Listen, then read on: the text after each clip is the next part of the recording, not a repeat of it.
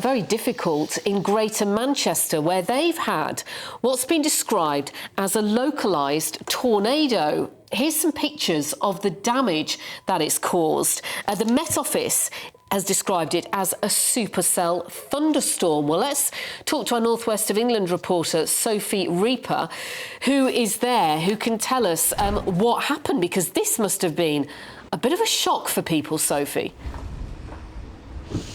Absolutely. Scenes of chaos here in Tameside, Greater Manchester this morning, where dozens of homes have been severely damaged by, as you say, what's being described as a localised tornado. You can see the property here behind me, its roof been blown off, scenes of debris, the road closed here. Members of the local community, I think, walking around shocked to see how much damage has been done. As you say, there was not really any expectation for this level of damage to have happened here in Stalybridge overnight. Now, just before midnight last night, Greater Manchester Police declared this a major incident. They said that was because of the amount of damage that had been done and the level of severity of potential danger to the public's safety. Dozens of homes have been damaged.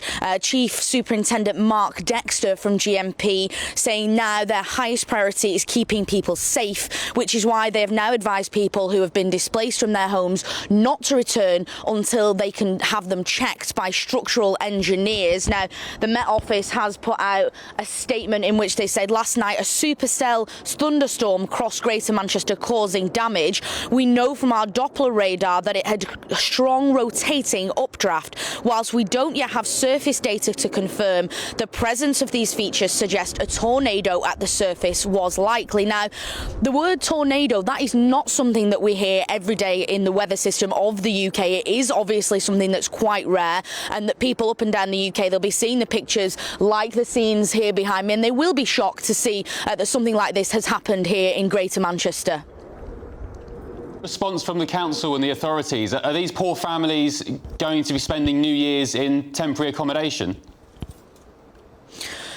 We don't know that yet, of course. We're waiting for those structural engineers to come and check these homes to see if it is possible for families to return. Of course, not every home has been damaged as badly as the one you can see here behind me. There are plenty of properties with minor damage, things like I can see the one here to the right of me.